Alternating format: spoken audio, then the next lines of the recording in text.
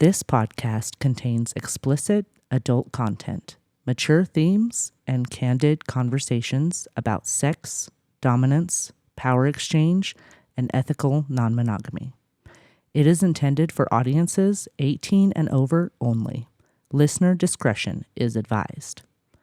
The views expressed by our guests are theirs alone and do not necessarily reflect the views or values of the hosts, producers, or affiliated brands.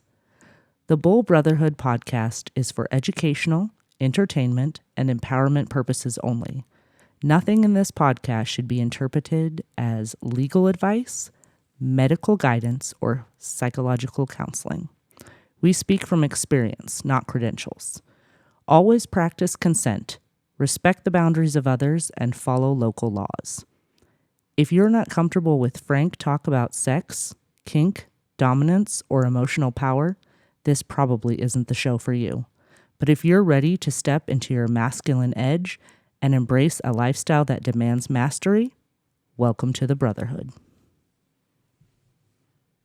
Welcome to the Bull Brotherhood podcast, where we talk power, pleasure, and the art of dominance in ethical non-monogamy. This is not your average lifestyle podcast. This is for men who lead, men who master, and men who leave a lasting impression. If you're here, you're not just curious, you're ready to elevate. So to all the bulls, hot wives, stags, and open-minded explorers, we see you. Let's go.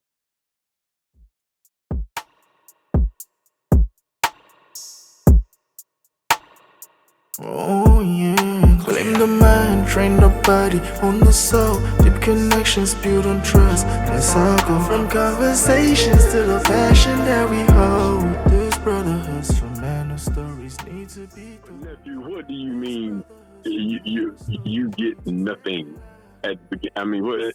Elaborate more. Well, in other words, I'm being funny. I know I need to. One, I look like I drink beer. I don't. I've been working on that. Two, I know I need to get better pictures on my profile. I think the words are better. So taking all that stuff away, it's like Mr. Mocha said. You know, we have to get to where we're at. I had to sit under y'all and listen. I had to read books. I had to go to the gym. I had to do this. I had to do that. And I had to work hard to get to the point of being in front of a woman. And then I got to have some skills on wooing her, on spitting game in her ear. And now I got to spit game to the cuck. I got to, interact with him. That's a challenge, right? Those are skills that I have to develop on. It's hard work. Now, a lot of these couples, they just show up. I show up, I put my profile on there. Like you said, the profile half time ain't right. You ain't got to say some stuff can be foul in there saying they can have all kind of stupid rules and they will get bombarded with options. So yes, your job is to sifting through options. My job is to get to options in the first place. Equal struggle. Apples and oranges, yes. But we still got the same fruit, baby. We still dealing with the same fruit. We gotta struggle to get there. So this is what I hear, and I'd be curious to get Brian's take on this. It sounds like you mad at the game. No, not at all. Like the game is the game. You know what I'm saying? Like the game is. What it sounds like is you making excuses for them. That's what I'm saying. I'm saying we all got to struggle. The game is the game. But I don't. Handle your business. Quit complaining. I don't see it as a struggle. I don't see it as a struggle. Because it's always been like that. Like when you learn the rules of the game, the women are always going to have with anything that has anything to do with dudes getting at women. However you want to put it, they always are in the position where dudes are coming to them. So it's always been about trying to figure out, okay, what can I do to either put myself in front of them or to do something where they're going to notice me. And I'm going to get the shine. But that's always been the game. It's the same thing for women, though. It's always been the game for women. So shut up. Like, okay, well, you're a 13-year-old girl. My daughter was developing way sooner than I wanted to. And at 13, her inbox is full. Motherfucker, like, you know what I'm saying? She had to deal with that. So now my daughter's 27. My daughter looked like a damn model. I don't even like showing people my picture of my daughter. But she got to deal with sisters. Shut up. Okay, the couple got a shift. You got to go down in that basement, dig through all them bad clothes to find you some. I used to do that. I used to be one of them dancers. We got to have some new sharp stuff. We ain't got no money. Let's go to the thrift store and see if we can make that shit hot. I know what it is. Like you said, it's my struggle to chase a woman. What's your struggle to shift? And you got a partner to shift. Matter of fact, you got a dude looking for you while you talking about, I don't do all that. He look for all that. He sift through them and then put in my face. And then the cut will do all the work. And she just say yay or nay. Now y'all complaining? No, bro.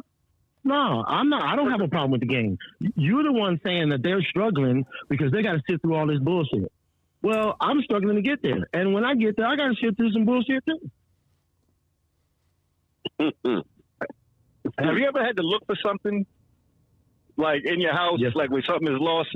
It's a pain in the ass trying to find it. When you got to go through a lot of shit to find one thing. That's a different type of search than just trying to find one thing. Like if I give you a deck of cards and I say, okay, find me the jack of clubs, and I throw them all over the place, that's a lot of fucking work. As opposed to just trying to find a jack of clubs that's somewhere.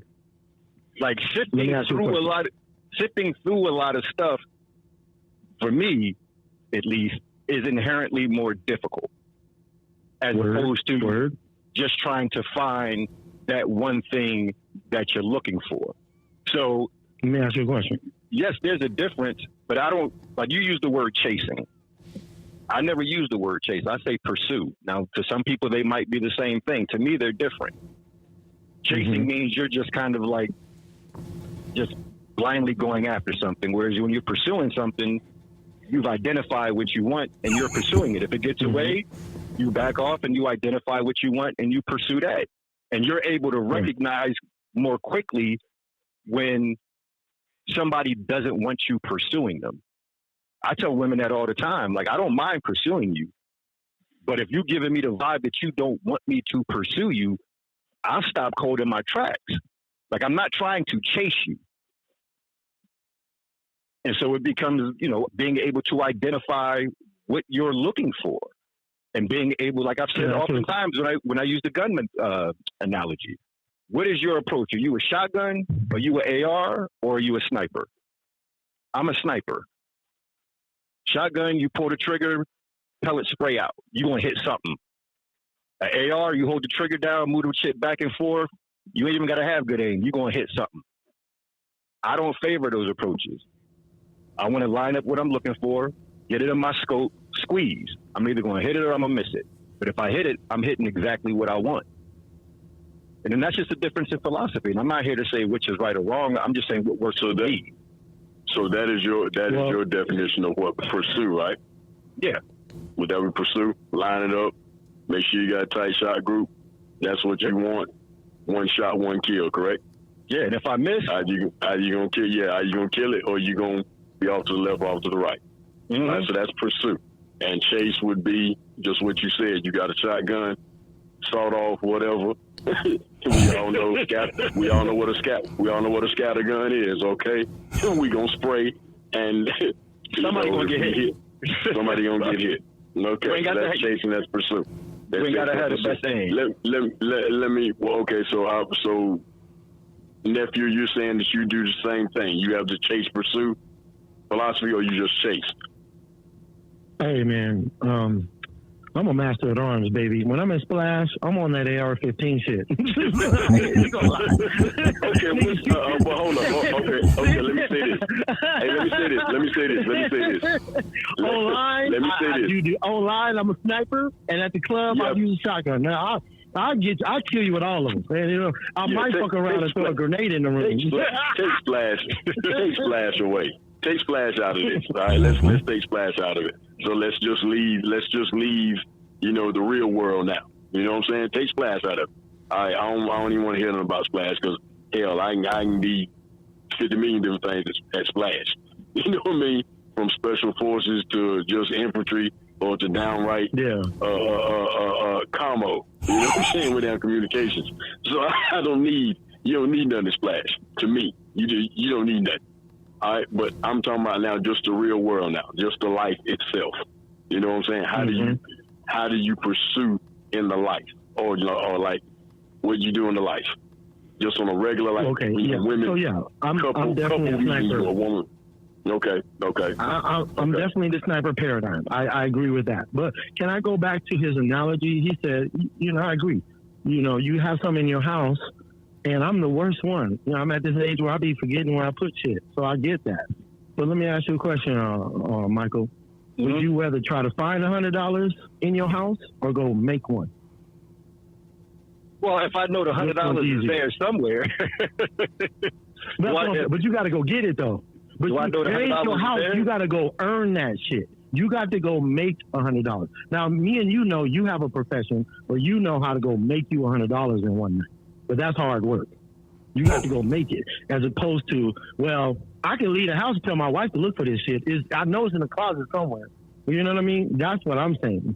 There's a difference between I got to go get this couple and convince both of them that I'm the right man, as opposed to, like you said, oh man, I recently lost somebody where she had decided she gonna take a break, and then she came to us for advice. Well, I helped guide her back into, come on, it's all good. Now, maybe I'm selfish, but I helped guide her back to, we can still do some things, you know what I mean? I might help you out with your troubles, Hold on, that's you used different. the word. I lost her and I got her back. You used the word, you say convince. When you say convince, I'm going to tell you what I hear, and brothers, I'm not used to Mr. Mocha being this quiet this long. Is he still on the line? I'm here. Listen, I'm here. We ain't the reason why he set this up for that. Look, He's I'm here. I'm here. I ain't used to you being this quiet. Well, listen, because y'all circling y'all circling all around all kind of stuff, and I'm waiting for it because I'm trying to understand. You and I, our great debate, and Socrates is new here, and Mike, you're a nice guy for trying to go easy. Okay. I'm staying back because I'm throwing rocks at both of y'all when it's my turn. So just understand that. So, I don't give breaks. You know what I mean? So, all right. So, in the beginning, what I gathered, the thing that we always discuss is the difference between the challenges that cuckold and hot wife couples have and compared to bulls. Okay. And many of those things come to who's responsible, who has a hard time. So we've covered one thing. Mike has agreed that couples have more options. But he also, like I said, Mike's the person that feels like if you're a billionaire and you have a hard time spending money, the poor people who can only afford a little bit of shit, their life is better. The peasants, because they have so little shit to worry about, they should stop complaining with all the goddamn options they got. Why are you complaining? You got to go to the grocery store and have the option to buy anything. If you broke, you can only get the motherfucking eggs. So we understand that Mike C has that opinion when it comes to couple. No, it's not.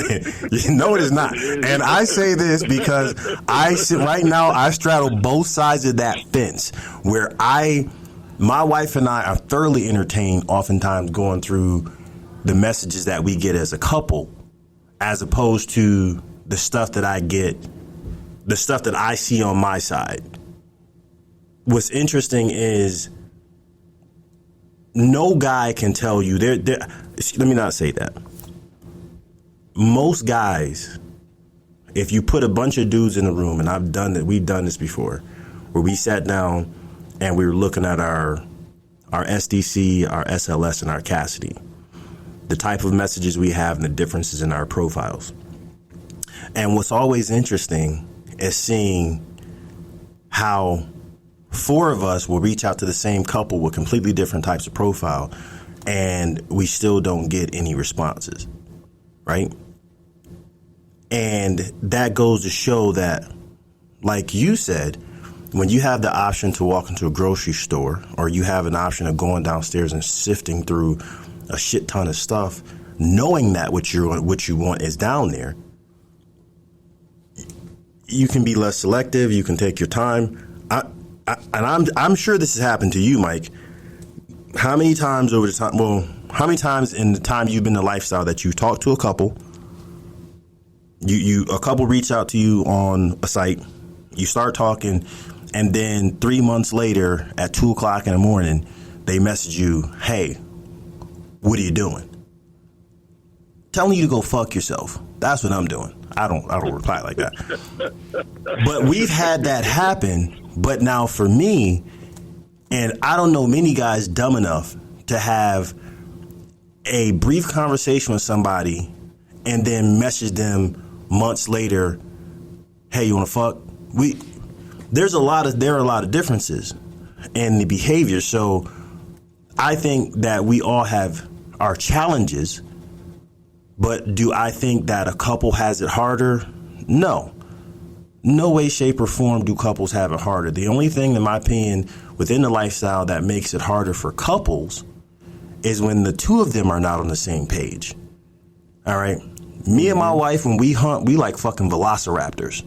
We hunt together, we're in sync, and we go after what we're looking for. If she's looking for a thing on there, we're partners in it.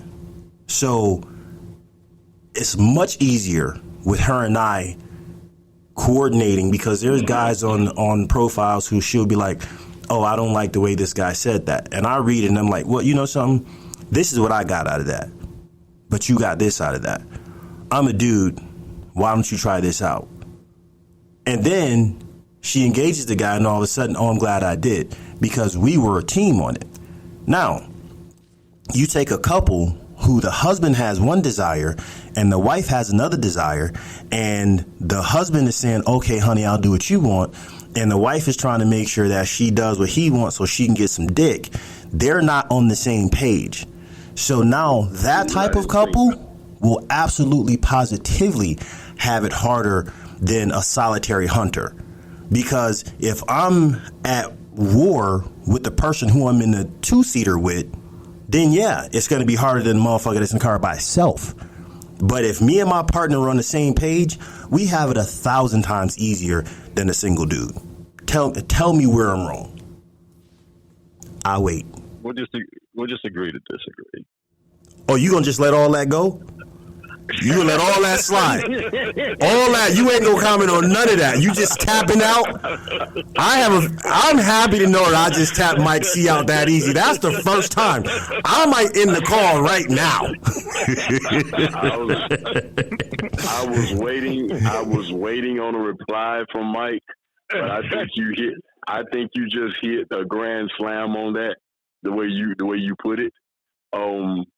And here again, I was visualizing what you were saying as far as, like, the couple being totally and completely on sync. And that's something that Socrates, we have talked about before, maybe in one of our podcasts. Am I right or wrong? You know what I mean? About that couple being totally 100% on point with one another. And he's you're absolutely right. If you in that foxhole and you fighting each other in that foxhole and trying to make the other one be correct, then you ain't gonna win that war. You're not gonna win that war. Something's gonna happen. So I kudos to you on that. All right. Here's the caveat to that, though. That's what I was waiting for. Hit it. That's what I'm talking about. Let's go. You have, we've had these conversations before, and we've all known those dudes. Hell, some of y'all might have even been those dudes, where I've had friends that were, quote unquote, the ladies' men, and I'd watch them in their approach. If they meet 10 chicks, they want all 10. Like, if they identify them, they want all of them. So what they're going to do, they're not going to be upfront. They're going to wait to see what girl number 1 wants. They're going to tell her what she want to hear. They're going to wait to see what girl number 2 wants. They're going to tell her what she want to hear. And I watched them do that approach. And they would get all 10. But there would be all kinds of drama associated with them because they told each of those chicks a different story. Can I say one thing? Before you continue? Let me finish this analogy. Go ahead. All right, go ahead. Finish this analogy there. So, in sitting back and watching that approach and seeing all the drama that came with it, it's like, yeah, you got all 10, but damn, was it worth it? I took the approach of, all right, well, let me just be honest with what I'm looking for. You know what I'm saying? Now, I didn't get all 10. I might only get 3. But then I would go to another 10, do the same thing, and I might get 3 more. And then I go to another 10, say the same thing, be honest, and then I might get 4 out of them. So now I got my 10, you got your 10. Now, you only went through 10 to get your 10, but you're dealing with a whole bunch of headaches. Whereas I had to go through 30 to get my 10, but I ain't playing no games with nobody. So I say that to say, when these couples are out here looking for these guys, we know a lot of guys, they'll say what they need to say. They'll lie. They'll pretend. They'll play a role. When really all they want is one thing, but the couple for something more. But ain't that what you said you did earlier? Exactly. If they're only looking for notches on the belt. If they're only looking for notches on the belt, then yeah. Because that's that buster that we talk about. What I talk about. Some of them busters got silver tongues, though. But Mike, ain't that what you said you did earlier? With what? Because you just said you get a guy who's saying different things to different women to get what they want. But now, in the beginning of this thing, you said that you have something in your bag for every couple. Yeah, I'm adaptable. So that's saying different things. What's the difference? There's a big difference between somebody that's adaptable versus somebody that's lying. But why can't can a person be adaptable? Yeah. But so if we take that same thing, what about the third person? You got the scumbag who's lying. Then you have the adaptable person who can still go and talk to all 10 of them, and then you have the one who, only has the ability to talk to a specific type. Now, you've established earlier that you don't have to talk to specific type because you have something in your bag for everybody. You know what I'm saying? But as a dude, and the ball busting in now, that is a male thing because we are hunters. Men are going to adapt. We will always, in the lifestyle, as there are a very small percentage of dudes in the lifestyle seeks out one type of couple, because we've learned that the lifestyle and lifestyle relationships are all unique as a fingerprint. So there really is not a one size fit all. As a guy, you have to be much more adaptable because you're going to have way fewer options. As a couple, difference between being adaptable and being a liar. No, of course. I said I was busting your balls about that. So yeah, that was a ball bust. That was a setup. So told you I'm throwing rocks. I'm throwing rocks. But as a dude in the lifestyle, because we have a lot less options. Because when you think about, let's break it down to how the behaviors are. A couple, in the overflow of options category, you have the single female. Her options to get what she want within the lifestyle is her cup runneth over. Okay? Mm-hmm. She has to do the same thing that the couples do and shift through shit. Then you have the couples. Now, in general, and I'm going to concede to you this point. In general, most couples have it harder than most single men, because most couples within the lifestyle, just like in vanilla world, are not 100% honest with each other about their desires and their needs going into it. Most couples, as they begin to grow, oftentimes they grow in different directions, and it takes them years to feel comfortable enough to come back and say, hey, honey, I really am into this. And she's like, oh, shit, I'm really into this. And then they start to converge together again. All right. Now, if we're talking about quality couples who are on the same page with each other, who are working as a team, their life is much, much easier than that of a single male, because that couple still have more options. And that couple, once they mature a little bit, they start to understand that a lot of that shit in the basement that they thought was shit was not actually shit. They just didn't look close enough. Because they'll start learning that when they start interacting with more guys and realize that as a dude, anything that I say to get one couple is going to turn off 10 more. So they start realizing when they get contacted by a guy that says, hey, how are you? That's because anything he says past, hey, how are you? One of you are going to have a problem with it. Oh, he's not smart enough, or he's not this. Hi, how are you is just a way of him saying, hi, how are you today? And making you look at his profile and say, I do or do not like them. And then the couple, where there are two people, get to kind of set the tone.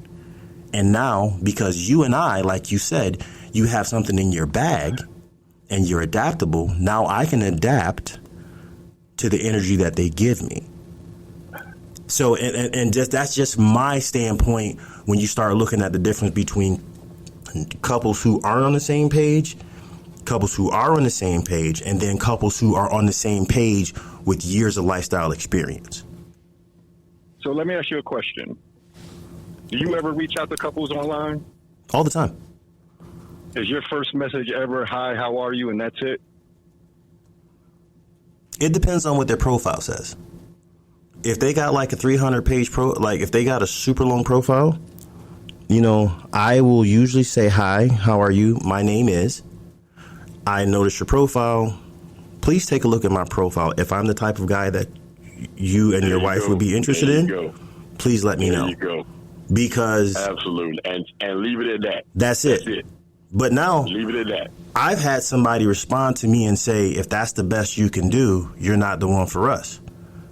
And I laugh at it, and I just say, thank you for your response. I never get angry. But now here's the thing.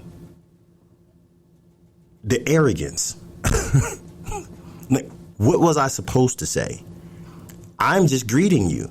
If I saw you out in the club, I wouldn't walk up to you and be like, hey, my name is Mr. Mocha. I am 47 years old. I'm 5'8". I'm 230. I'm not 5'8". Don't nobody tell me I'm not 5'8", goddammit. But anyways, I wouldn't go through this whole monologue of the things that people expect you to say on a profile. I would like to have, some interaction, but a lot of inexperienced couples or couples with too many options expects you to come forth, bare thy soul, and then them to get to review you and judge you and go, this person is not worthy based upon the way he or she was feeling that day. Now, those same people I will see out in public or see at an event, and they'll walk up to me and say, hey, how are you? My name is. And I'll smile on the inside. And then once we start talking, oh, yeah, I reached out to you on this platform. Oh, really? Blah, blah, blah. Oh, well, we have so many guys reaching out to us. And so how many other guys have reached out to you who are decent guys? And those are the same couples who usually complain because they went for the guy who bared his soul on his profile, who is probably a super emotional dude. No offense to the guys who bare their soul on their profile, and they're like, oh, it didn't work. Well, that's because I was trying to have a conversation, like I would if I were to meet you in a regular place. So to me, it's a lot harder for a dude. And I'm not trying to make it seem like I have a hard time getting, because I don't, but it doesn't count because I've been in lifestyle for X amount of years and we are party promoters and we do all of this. So I think of if it's challenging for me with all of my experience, what about all these other guys? How many guys have the same couples that complain they can't find a good guy, and the ones who have been feeding Mike this Kool-Aid, they force feeding him the Kool-Aid, they be complaining and they shit on a whole group of guys who would have been great guys and who would have been worthy had they not had this holier than thou, you have to worship my wife because I have one attitude. I don't have that attitude. I'm humble when people reach out to us, unless they, you know, say some dumb shit like, hey, I'm in town, want to fuck. Well, you got to do a little better than that. And I'm actually reading that now. That's literally a message that my wife got, or we got on our profile this weekend. Like, we never spoken to this person before. Don't even know the guy. Just, hey, I'm in town, want to fuck. No. But listen, I'm done abusing Mike. Listen, Socrates, come on in, nephew. It's your turn. I'm done abusing Mike because I have too much fun doing it. Hey, man, it ain't never abuse because I know how you roll. You know what I'm saying? I know how you roll. Come on in, nephew. All right, Socrates. Come on in. So I want to piggyback on what the example that Michael was saying. So you got a guy, he's lying, and I call that fuck boys, right? So one of the reasons why I got into the lifestyle, because I can't do that. Like, I can't keep my lies straight. You know, I don't like dealing with 2 women on drama, not 10. So my thing for you, cousin, is it's the same thing. We was just talking about in Splash, a woman, a cuck that lies. You was just putting me up on game. You know, these cucks be lying that they want to help, but what they really want to do is they buy and they want to suck some dick. So they go through that process. And that's fine. Your journey is your journey. And then some women lie and say, oh, I'll play with him, or I like him, or I don't want this, or I don't want that, to please her husband. And then me and Mr. Mocha were talking about earlier today how some people lie about their own desires. Well, this is what I want. Now, what you really want is some other freaky shit, but you don't want nobody to know you want that. You know what I mean? And so, you know what I'm saying? So my point is, that's why I call it a triangle, is because my thing is this. The answer is be adaptable and have a tool bag. You're a couple, be adaptable, have a tool bag. You're a bull, be adaptable, have a tool bag. You're a couple, you're going to have unique challenges of being a couple. They're not better, worse, less, more than anybody else. You have unique couples in that dynamic. You're a bull, you have struggles or things you have to overcome or things you need to build. You got to build a tool bag too. And what my point is I disagree with Mr. Mocha, because he was saying, well, you know, you got 2 couples that you got this couple that don't have their stuff together and they're struggling. Well, guess what? If the bull doesn't have his shit together, he's going to be struggling too. He's going to have problems too. So it's like he was advising me, you know, man, know your pink kinks. You don't have to tell nobody your kinks, but know your kinks, man. Know what your, like Mr. or like Michael said, the hard dick don't lie. You know, and you're going to come across some shit where your brain said, I ain't supposed to like that. But your dick said, well, hold on, let's look a little bit more into that. You know what I'm saying? And so that's my point is, that's why I call it a triangle, because I don't want to hear you got more problems than me. Because I know what it's like when me and my wife are on the hunt together, like Mr. Mocha and Mrs. Mocha. I know how easy that is for my wife to make the wife feel more comfortable. I know that's easier as a couple than me having to go to a woman and convince both of them I'm the man. See, I don't look at it as convincing. Because when you say convinced, that well, makes you know, game. like I mean, let me use a different name. No. I know what you're saying. I'm not trying to sell something. What I mean is, I'm there, I'm brushing my teeth, I'm going to the gym, I'm learning body language, I'm learning how to spoke to folks in order to get her comfortable. Like you said, I see somebody I like. Okay, I like Hourglass. She could be 3 hours, 2 hours, or 1 hour. I don't care. I like Hourglass. Boom, there it is. I got an Hourglass. She's in my sight. Boom. I need to do something to get her feel comfortable. I need to get her husband to feel comfortable. I need to get her joking and laughing. I'm not funny. I'm the least funniest brother around here. I got to learn how to tell some fucking jokes. I have to do all these things to work hard at trying to get her to understand I'm the right guy for the job. And I'm saying you got to do the same thing. You guys got to talk together. The bull can lie. The cuckolders can lie, and the bull can lie. But we all need tools in the tool bag, to me. Maybe, okay, so when I self-evaluate, maybe because of where I started, which was from the bottom, as far as the confidence aspect of things, maybe my pendulum... I started there too. Right. Maybe my pendulum has swung too far over to the other side, because what I've learned is if I'm not somebody's stilo, game, bag, whatever, if I'm not their cup of tea, the moment I learn that I'm not their cup of tea, bruh, I'm not thinking about it. I'm not thinking about it. They're gone to me. Like, that's just not weighing on my conscience. I'm not, why is it so hard? I'm on to the next. So, like I said, maybe my pendulum has swung too far to the other side. Maybe it'll fall back to the middle someday. But where it is right now, I'm not trying to convince anybody. Like I always quote Nas, I got no game. It's just some bitches understand my story. I'm just going to be me. I'm just going to spit what I'm about. I'm going to spit what I'm looking for. If you not with that, good luck. Kick rocks. I'm out. On to the next. On to the next. On to the next. I know, but there's a difference between there's a difference between being authentic. Yeah, but I'm not. Maybe I'm not using it right. When I say game, condense, that's all about look. If my breath is my mouth is my mouth, but I would rather come with my mouth brushed than not. My clothes is my clothes, but I would rather them be ironed and proper and all of that. What I'm saying is, I'm not talking about trying to convince you. Are you saying that you want to be attractive to someone? Is that what you're saying? You're trying to make yourself attractive? It's not just attractive. What I'm saying is, if it was just as easy as, go down to the basement and pick, and whoever's the best is the best. But like Mr. Mocha say, some of them don't even know they done picked something up. And because, like you say, I've heard some crazy stuff. I've heard people say, well, like you said, I mean, damn near, your eyebrow, your eyebrows are not tailored. Like I don't do my eyebrows. My wife wants me.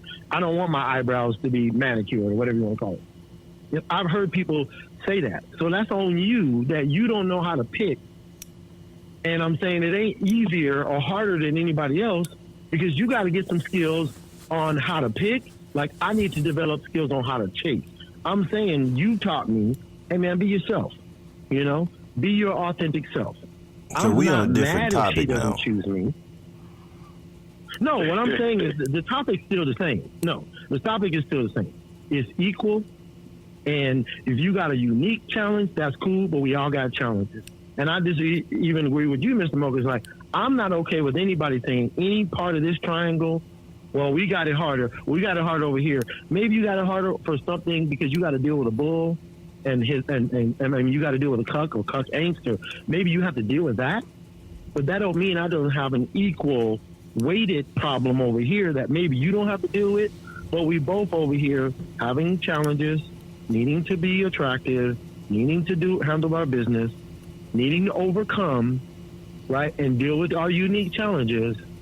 I understand your struggles. That's why we're in the lifestyle. That's why we do podcasts, because I want me and my wife's podcast to help you with that. I want to give you as many tools in your tool bag as possible. That's why we're here. But don't come in me with, we got it worse. Let me ask you a question. Why is it so important for you for your struggle to be equal to theirs? It's not important. I just don't. No. Well, I mean, it's almost it's in your voice. It's almost important. It's important. No. No. What I mean by that. Let me explain that. It's not that it's important. I have a problem with anybody. I have a problem with anybody trying to make their challenges or something harder than anybody else. And we brought this up in the hot tub. I have a 501c3 called Young Black Men's Academy. And my argument is only people in the country that have a different excuse is black people, because we didn't choose to get here. We were stopped at every turn, and we have all kind of things trying to keep us down. The Indians don't, the Indians don't, the Jews don't. They got to deal with racism. They have to deal with this or that, but they didn't have to deal with us. But besides that, everybody else is equal. Well, now hold on. Well, is different. That's when I have a problem. You just did. Subject. You just did what you just said you didn't want to happen. So you just said black people have the right. Nobody can compare their problems with the problems of black people. You know what I'm saying? Two things I always say, and I said it earlier. When it comes to the lifestyle, I think that's something that's within the lifestyle. We ain't talking within this conversation. We ain't saying that it's not the race that makes it easier or harder. You know what I'm saying? Right, and if you step into the lifestyle and, you know, you're coming into the lifestyle and saying, oh, well, your plight can't be harder than mine because of this or that, then at this point you're dealing with some of your own demons, so you shouldn't even be in that space. But I will say this, in my opinion, there are certain things and certain categories where single guys are going to have a harder time than couples, and there's certain categories where couples are going to have a harder time than single guys. All right? Just like in a situation where right now we've only talked about the initial meeting. We haven't even talked about the emotional things that, you know, couples and singles go through. I think Mike and our first debate was our very first debate on cucks or cuckold couples and hot wife couples versus single males was we were talking about a situation where a single male and a wife got too close and it created some emotional damage within the relationship. And our debate at that time was Mike felt that the single male should have been careful, and he bared responsibility for not being aware that the wife was falling for him, and he should have basically stepped back and toned that down. And me being me and my usual me being me, I was like, the fuck you mean? He ain't married to her. They not married. The fuck? Why does he have responsibility? And then that's when, you know, me and Mike. There I go being ethical again. Yeah, you know, Mike being super ethical. Hey, Mike's trying to be ethical, and me going, hey, that ain't my job. My job is not. Like it's you only in the title E&M. Hey, listen. Ethical non-monogamy. Hey, but listen. No man can be unethical when he asks my wife for consent. No man can be unethical with any consensual act that he does with my wife. Don't nobody got to call me and say, hey, your wife said that you were okay with us playing. Man, I'm not married to you. Everybody's like you again. No, I'm not thinking everybody's like you. I say this. Let me finish. I appreciate you giving me that respect if you feel that's a respectful thing. But my wife is my wife, and me and her, our shit is together. And she's the only person I hold responsible for anything y'all do if you did it with her consent and her permission. And if you convinced her, if you conned her, if you tricked her to give you some pussy, she did it consensually. And so even if between her and I that wasn't the way to go, I'm married to her. I've got a commitment to her. I'm not going to be mad at that man because I'm not married to him. If a dude can come take my wife, she wasn't mine. I feel you on that. So that's when we had a good fight on that one. Me and Mike duked that one out for forever. So, but now there's caveats to that. What's Mike's position? Ethical. Okay. Yeah. Like, think about, okay, so here was when the conversation that Mr. Mook was talking about. My point was, when we deal with these couples, especially the newer couples, and I'm talking about experienced bulls, like dudes that know they shit, right? You know that you're bringing in an energy that she's probably unaccustomed to. In other words, you know that you're bringing, like, you know it's possible for her to get caught up. So I look at it a lot like, you all have kids. I'm sure at some point in time you chaperoned a field trip. You know what I'm saying? And it's like when you chaperone that field trip, you know what the kids want to do. They want to eat cotton candy and milkshakes and all that. And then when you see them wanting to get on that tilt-a-whirl, you're like, I don't think that's a good idea. That's not going to match. You're going to get sick. You know what I'm saying? So that's kind of how I look at this. Like, I know that it's possible for them to get caught up because of the energy that I'm bringing into this space that she's probably unaccustomed to. So if I see things heading in that direction, if I see her getting caught up, ethically, I'm going to put a stop to that. We're like, hey, wait a minute. This is not the direction that you want to take this in. I get why you're feeling what you're feeling. I'm going to be the chaperone. You know what I'm saying? Because I've experienced this. I've seen this. This is all new to her. I mean, this is all coming at her fast. All these feelings, all these emotions, all these thoughts. So as the chaperone, I got to take a step back and save her from herself. Like, you're about to make a mistake that you're really not trying to do.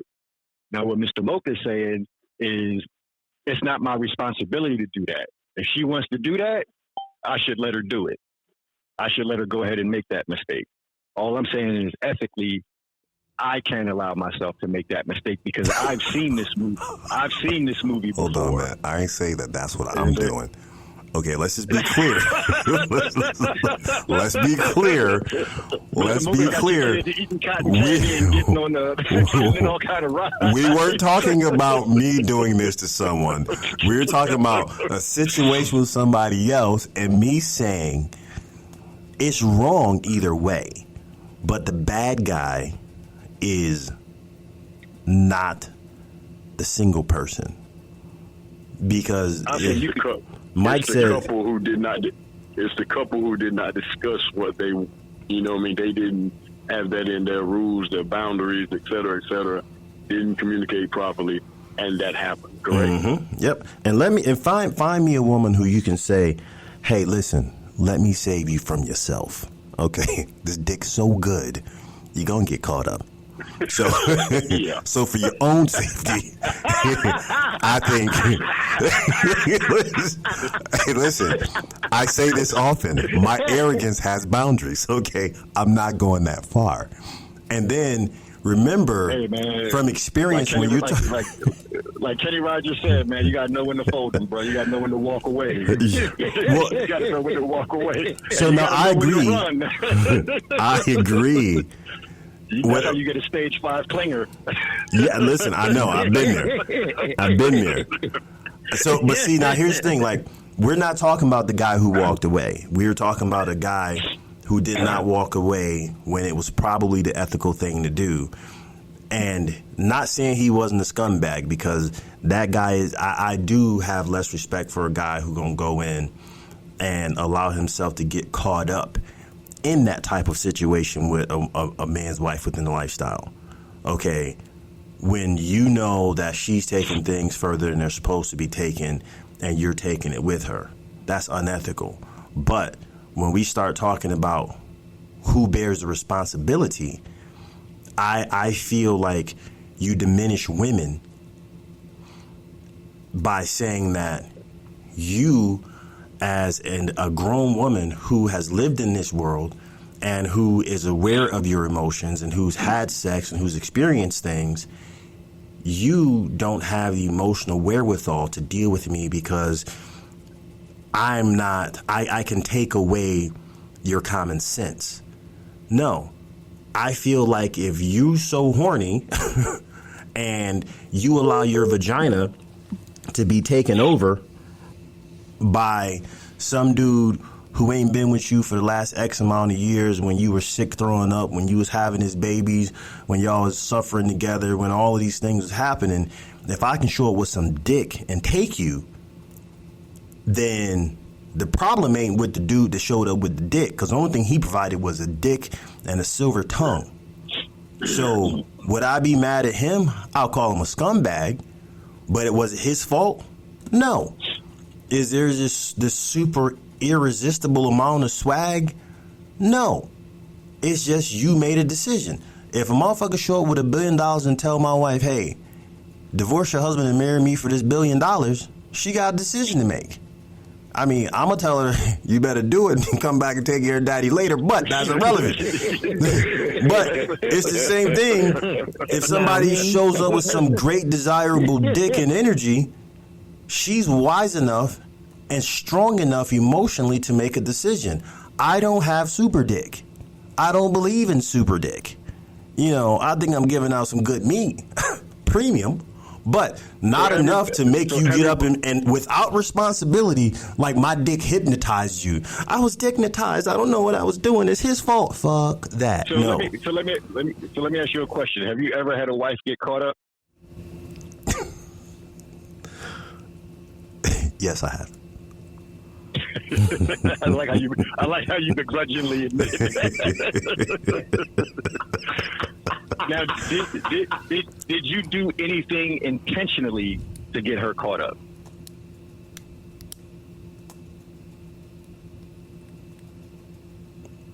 The silence is deafening. Okay. All right. So I have to answer this question a certain way.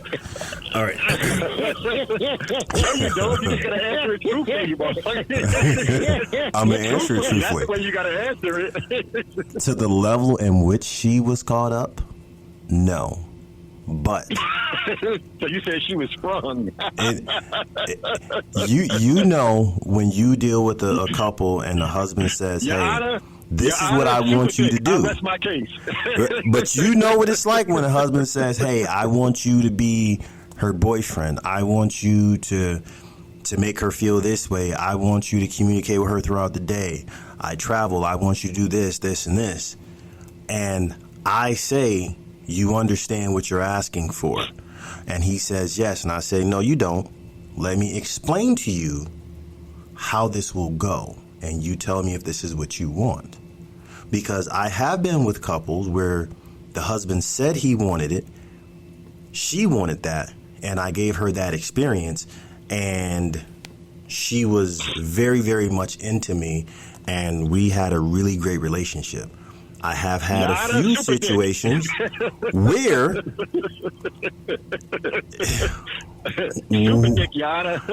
I've had a situation where the husband changed his mind. Michael's like, case dismissed. But I was never intentionally trying to make a woman leave her husband. And the conversation that you and I originally had was, I believe, somebody allowing the wife either the wife was going to leave the husband for the dick. I never did that. But do I always put my best foot forward? And if you say, hey, I want her to experience real emotions and I want you to develop a real bond with her, you know, especially at the time when I was single, you gonna love me. Now, if you start, I think you told me something before. Because of what you had experienced, what your mindset was when you first got into the lifestyle. It might even been before you got into the lifestyle. Like you was trying to break people up. Oh, right? No. That wasn't lifestyle. That was after I got my first divorce and my feelings was hurt. I was out there being a scumbag with non-lifestyle married women. I was only fucking married women. The home record. No, hold on. Let's get this straight. I wasn't trying to make them leave their husband. I was just trying to make them cheat on their husband. If we're going to be honest, let's be honest. I didn't want those responsibilities. But keep in mind, this is before lifestyle, so don't judge me. I don't want them to leave the house. Listen, hey. I ain't trying to take care of you. I'm trying to give you some. I just don't want them to. I don't want them to leave. But listen, hey, I was honest about my scumbaggery, okay? Like, I was honest about it. But that scumbaggery did not I wasn't doing that in the lifestyle. That scumbaggery was outside lifestyle. And when I was being a scumbag, I knew I was being a scumbag. You know what I'm saying? And even still, I take my dick out of somebody and be like, hey. Be nice to your husband this weekend. You've been out here fucking. You know what I'm saying? I'm not trying to take you. I'm just trying to get a little bit of ass. You don't want to show up on your doorstep like, I left him. Now it be me and you. They knew better than that. But, and then, I was young. I mean, I was in my 20s at that time, and I was mad. My feelings was hurt. I was mad. Savage. Animal. Savage. Animal. But, hey, had she left, it still wouldn't have been my fault. Let the church say amen on that. Mike, I got a question. Let the church say amen Me on and that. you believe in. Preach. You said what now? Mike, I got a question. Me and you believe in super dick. I know Mr. Mocha don't. I believe in super dick. But here's the funny thing. Mr. Mocha's the most super dickish out of all of us. I know. Hey, man. Watch your mouth. Hey, you got the Sigma male over there. Y'all ain't even talking. I'm not going to put his business in the streets, but, hey, he being quiet. No, let me say this.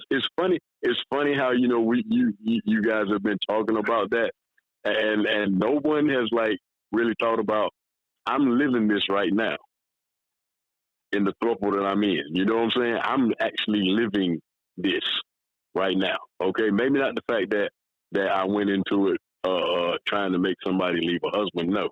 But the fact that, she did get caught up. Mm-hmm. She saw another side of me, like 3 or 4 different sides of me other than just the bull. And boom, it became, like y'all saw it, at Splash, the holding of the hands, and then, the husband is there, and we're all a throuple.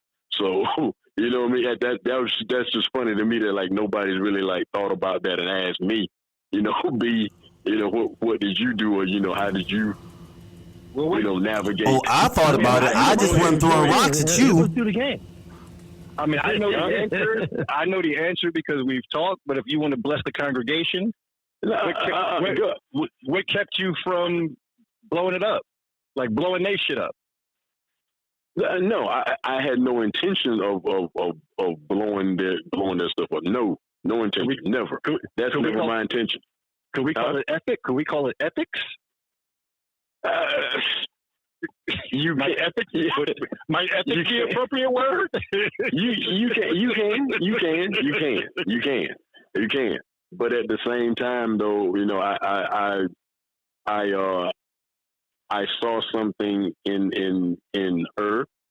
I saw something in her that reminded, she was kind of like the female version of me. You know what I mean? Especially sexually and all that stuff like that. But there was another side that I saw to her and them. Mm-hmm. You know what I'm saying? Mm-hmm. So that made me show them another side of me. And again, planets aligned up. And next thing we know, hey, we're going, to places, all 3 of us holding hands. You know what I'm saying? So but at no time though did I go into it like I did when I was like Mocha in my 20s. I was just wanting to, hey, it ain't my fault. You know what I'm saying? I'm just laying it down. If it happens, it happens. And like I said, y'all should have talked about that. I'm just being Brian. That's it. I'm just being that BBC bull coming in, laying it down, and then, if I check off all the boxes and, she falls, then so be it. But, I'm like Rakim, in the song. I got to hit the streets and I'm done. You know what I'm saying? I'm gone. I'm gone. So I know. Nothing. Go ahead. No, I said bust 3 and free and flee. Hey man, that's it. That was it. That was my MO back then in my 20s, and really the start of the 30s. The 30s too. That was the MO, bro. Especially getting introduced to the escorting world along with it. So hell yeah, I ain't have no fucking emotions. It was just come in, play and roll out. But aren't we talking about 2 different things? Because I believe in super dick, and you can come with super dick, but it's still Explain super dick then. But Explain it's still super not dick. my responsible. To me, super dick is us. Me and you read body language books, man. Come on, we spend hours in the gym, right? I've read books on how to talk to women, how to approach. You know, I'm a master at this shit, right? So I'm gonna be able to, like you said, well, I didn't do that much to make her that crazy with me. No, brother, you not in your mind, but you put some super dick on her, and she went crazy on some stuff you didn't think she was going to go crazy on. But she went crazy because you're thinking, I'm in Atlanta. There's all these women around me, or there's all these other things around me. Some women don't have that kind of know how to deal with a guy that's, you know, like say Dark Gable, know how to speak to women, deep voice, big hands, so you already know they're assuming you packing. You know, all this stuff you got, man, that's super dick. Allergic reaction. He got that allergic reaction to everything. He just swollen all over the goddamn place. Walking around like he got a peanut allergy. Swollen. Like all I got to do is rub peanut butter on my whole body, and then next thing you know, this brother got muscles in his toes. Nah, listen, but y'all keep the super dick Dark Gable over concept. here got muscles in his toes. Listen, Muscles got muscles. look, His muscles got muscles. Yeah, his muscles got. I like his muscles got muscles. I don't know what y'all talking about. This brother work out his eyelashes, man. Come on. Listen, I ain't never seen a motherfucker with muscles in his ears. This motherfucker. y'all clowns. Y'all listen, old age is solving that problem for me. But see, no, hold on. We got to get back on the super dick concept, because the only reason I came up with the super dick. So first things first, the whole super dick thing was me fucking with Socrates about something. That's where that came about. The whole super dick concept came up because I was saying that it's not possible for somebody to walk in and just completely hypnotize a group of women and make them forget everything about themselves and make them bear no responsibility for being inappropriate because, you know, because some dude came in who was attractive with, you know, with a bunch of charisma. And so him and I was having this debate back and forth. And I was like, so you think there's a such thing as super dick? That's what you think. And he's like, yes. And so therefore, Now look, when I was saying it originally, I was pissing him off. He was pissed off when I first said it. That's how I knew he was really my friend, because he talked to me after that conversation. That's how I knew he was really friends, because I was like, I wasn't even going easy on him, and he talked to me like the very next day, like, oh shit, we are cool. So I'm not saying that a dude can't show up and provide a woman with a great experience. In fact, I'm not saying that a guy can't show up and provide a woman with an experience that makes her fantasize about an alternate reality, because everyone's been there. We done had some pussy that's so good that it's like, damn, what if I could have this every day? I mean, I done thought about, damn, I wish I could move her into the basement. Maybe her and my wife can be sister wives. And then my wife... That kind of pussy scares me. Yeah, I think it out loud, and my wife looked like she's about to shank me. So... Yeah, that shit scares me. Yeah, listen, bring it on. If I die, I die. I had a buddy of mine, he kicked all his friends out of his house when his girl came to stay with him. Turned his back on all of us, and I was like, I hope I never find pussy that good. Hey. That kind of pussy scares me. I love it. He turned his back on everybody.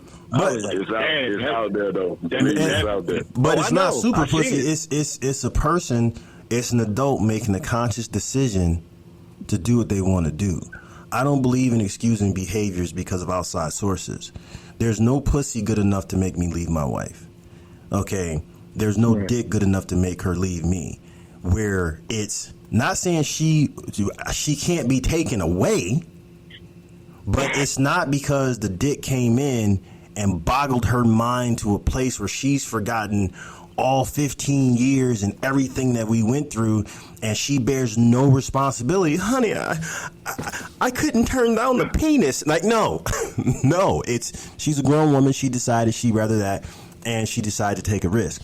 That's my thing when it comes to anything, when it comes to like a couple where there's a bull and there's a wife, and the wife decides, you know something, I'm going to leave you because I want to be with my bull. Okay. No, his dick ain't that good. She's not dumb. Can I say something? I think, and I get why we're doing it, but I think we're all kind of, and I'm taking the conversation somewhere where we hadn't intended it to go. But I can't do this without being. So we always do. Being real. I think we're ignoring the elephant in the room. I've heard the term mentioned several times in this conversation. We all belong to the same lifestyle, which is what? Let me rephrase that. We've all been to Splash. What is the theme of Splash? Interracial housewife. Interracial? Who's looking for what? They're looking for black men. Bulls. Yeah. There you go. So. Oh yeah, claim the mind, train the body on the soul. Deep connections built on trust. Let's all go from conversations to the passion that we hold. This brotherhood's for men whose stories need to be told. This brotherhood's for men whose stories need to be told. You'll say it loud. This is who we are, bold, confident and seductive, dominant and classy.